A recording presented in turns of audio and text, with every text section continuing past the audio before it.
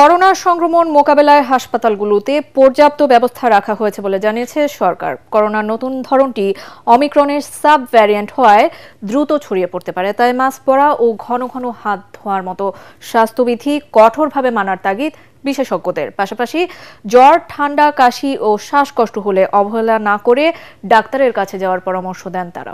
Report Oishi Goswami প্রমার। চীন ও Thailand সহ পার্শ্ববর্তী দেশ ভারতে ছড়িয়ে পড়া করোনার সংক্রমণশীল নতুন ভ্যারিয়েন্টের অস্তিত্ব মিলেছে বাংলাদেশেও।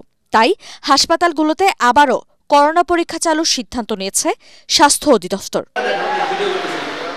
তবে পরিস্থিতি উদ্বেগজনক নয় বলে জানিয়েছেন বিশেষজ্ঞরা। সংক্রমণ এড়াতে প্রাথমিক সতর্কতা মেনে চলার নির্দেশনা তাদের। সংক্রমণ যদি বেড়ে যায় তাহলে সেক্ষেত্রে আমাদের আইসিইউ বেড থেকে শুরু সবগুলো কিন্তু সমস্যা হয়ে যাবে। এই জন্য সংক্রমণটা অবশ্যই আমাদের কমিয়ে রাখতে হবে। কমিয়ে রাখার জন্য আমাদের যেগুলো দরকার স্বাস্থ্যবিধি মানা, সেটা কিন্তু বারবার আমরা জোর দিচ্ছি। ভীষণ এসি নিয়ে এলো মানিব্যাগ গ্যারান্টি অফার। 1 মাস ব্যবহার করে সন্তুষ্ট না হলে সম্পূর্ণ টাকা ফেরত। দীর্ঘদিন জ্বর ও মাথা ব্যথা দেখা দিলে চিকিৎসকের কাছে যাওয়ার পরামর্শ দেন এই বিশেষজ্ঞ।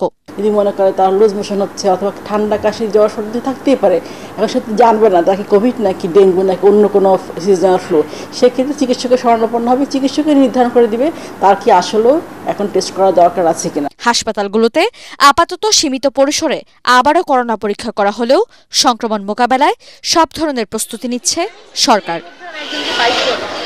ঐশী গোস্বামী প্রমা, এটিএন বাংলা, ঢাকা।